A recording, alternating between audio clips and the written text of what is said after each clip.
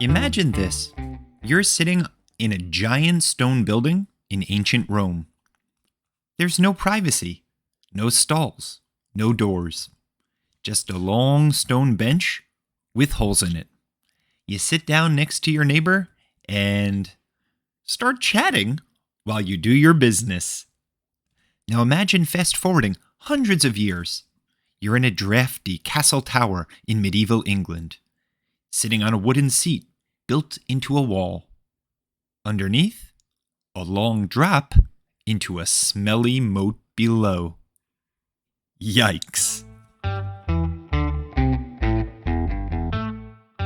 Welcome to Believe It or Not, the show where weird is real and the truth is stranger than fiction.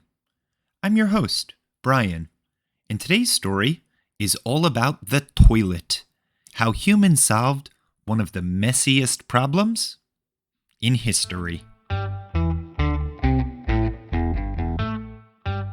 Okay, let's be real. Everybody has to go to the bathroom. But believe it or not, toilets haven't always been around. People had to get pretty creative over the centuries. The very first toilets go way back, over 5,000 years, in places like Scotland and the Indus Valley. That's modern-day India and Pakistan. They weren't fancy, just stone seats or pits with channels to drain waste away. Still, for ancient times, that was pretty high-tech. Then came the Romans, and wow, they took things to a whole nother level. Roman cities had public bathrooms called latrines. Picture this, long benches with holes, water running underneath to wash things away, and dozens of people sitting side by side. That's right, bathroom time was also social time. They even used a sponge on a stick called artosorium instead of toilet paper. And yep, it was shared. Ew. But after the Roman Empire fell, things got a lot less fancy. In medieval Europe, castles used garderobes. Basically, wooden seats built into the castle wall. Waste would drop straight into the moat or a pit below. Not exactly glamorous. Some towns even had cesspits. Basically, it's a deep hole where all of the waste from town collected. And every so often, someone had the very unlucky job of cleaning it out. They were called gong farmers. Can you imagine that job interview? No thanks. Talk about a job that really stinks. In fact, the word loo, which is British slang for toilet, may have come from the French phrase garde-l'eau, meaning, watch out for the water. People used to yell this before dumping chamber pots, which were basically portable toilets, out of their window into the street below. Look out below! Gross. And very dangerous for anybody who happened to be walking by. Then, in the late 1500s, a man named Sir John Harrington invented one of the first flushing toilets for Queen Elizabeth I. He even tested it at his house. The Queen loved the idea, but people weren't ready for it yet.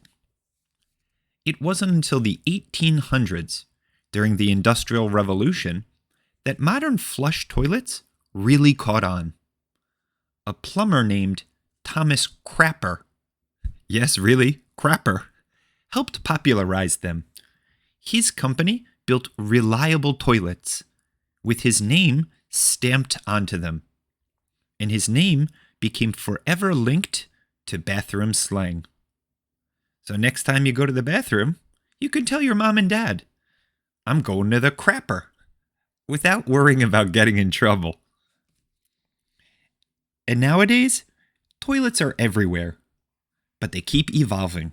Some Japanese toilets called washlets can warm the seat, spray warm water, play music, and even deodorize the air. I can tell you, it is a true toilet upgrade. I have one in the master bathroom at my house, and I can tell you, it's the best money I've ever spent. Or at least the best money I've ever flushed. They're like little spaceships for your bathroom. But here's something surprising. As high-tech as toilets have become, not everyone has access to them. About 3.5 billion people in the world still don't have access to safe, clean toilets. That's almost half the world's population. So, while toilets may seem ordinary to us, they're actually an incredible and important invention. That's something for you to think about next time you sit on the throne. Now, think about this. If you had to choose, would you rather sit in an ancient public bathroom with dozens of people? Or a medieval castle garderobe dangling over a moat? Also, which job do you think is worse? The job of a Roman sponge sharer, who has to clean the sponge after each use, or a medieval gong farmer, who cleaned out cesspits? Both of those jobs are pretty crappy if you ask me. And here's a final big question. If you could design the ultimate toilet of the future, what would it do? Glow in the dark? Play video games? Teleport your waste to outer space? Let me know.